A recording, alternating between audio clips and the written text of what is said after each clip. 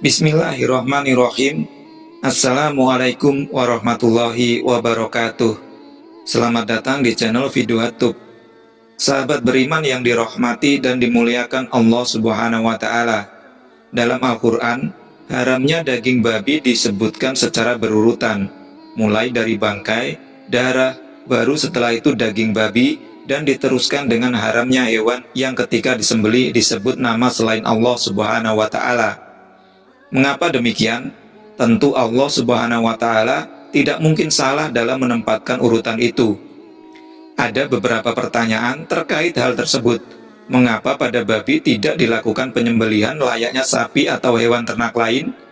Apakah memang babi ditakdirkan untuk tidak bisa disembelih? Apakah babi bisa menjadi halal kalau disembelih dengan syarat syar'i? Tonton videonya sampai habis biar tidak salah paham. Ada pendapat bahwa proses penyembelihan hewan memang harus dilakukan dengan tepat pada pembuluh darah utama dan saluran nafas. Proses penyembelihan sendiri bertujuan untuk mematikan hewan secepat-cepatnya, menghindari kesakitan yang berkepanjangan pada hewan dengan mengeluarkan darah sebanyak-banyaknya dan menghindari stres pada hewan yang akan dikonsumsi. Karena stres pada hewan yang disembelih bisa mempengaruhi kualitas daging. Tak hanya daging kurban saja, tapi juga daging yang lain bisa terjadi.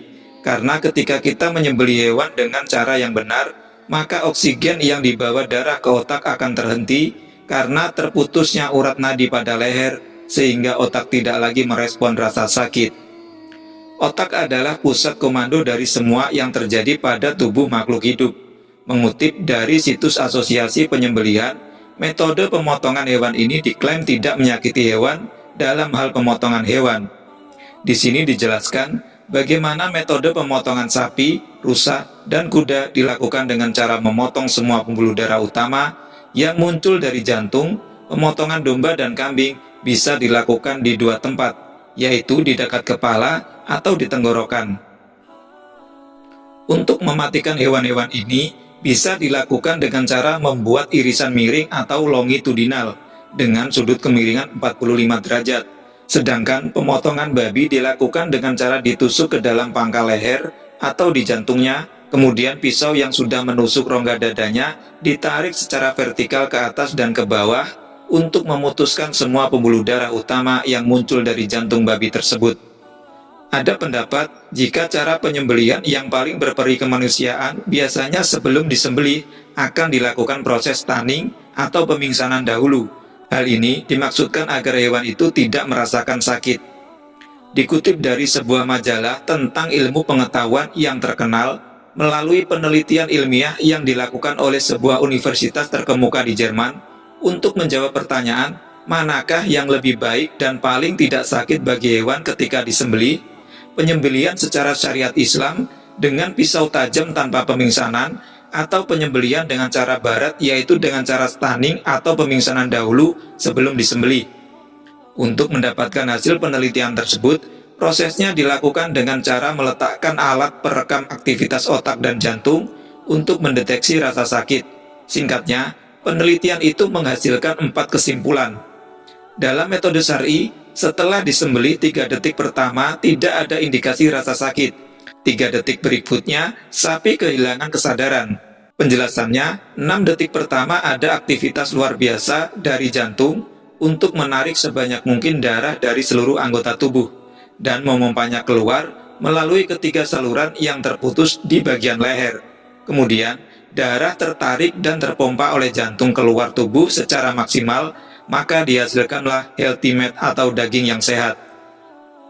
Sedangkan dalam metode stunning ala barat, ketika pemingsanan, sapi terhuyung jatuh. Saat itu terlihat tidak kesakitan karena tidak meronta. Namun, ketika disembelih dan darah yang keluar hanya sedikit setelah proses pemingsanan, ada indikasi tekanan rasa sakit pada sapi. Kemudian, adanya rasa sakit yang luar biasa, sehingga jantung berhenti berdetak lebih awal. Akibatnya, jantung kehilangan kemampuan dalam memompa darah menarik dan keluar tubuh. Dan karena darah tidak terpompa keluar maksimal, darah itu membeku di dalam urat-urat darah dan daging, sehingga dihasilkan unhealthy meat atau daging yang tidak sehat. Yang lebih mengejutkan, pisau tajam yang mengiris leher ternyata tidaklah menyentuh saraf rasa sakit.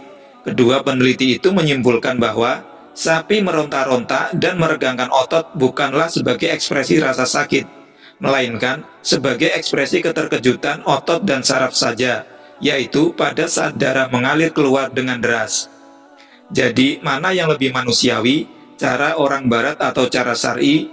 Jika cara pemingsanan malah membuat darah terhenti dalam urat dan daging, sehingga darah tidak bisa keluar maksimal, apakah cara yang dibilang manusiawi ini hasil dagingnya halal dimakan, atau malah setara dengan bangkai? Hewan-hewan yang mati karena bukan disembelih secara syar'i, maka akan disebut bangkai.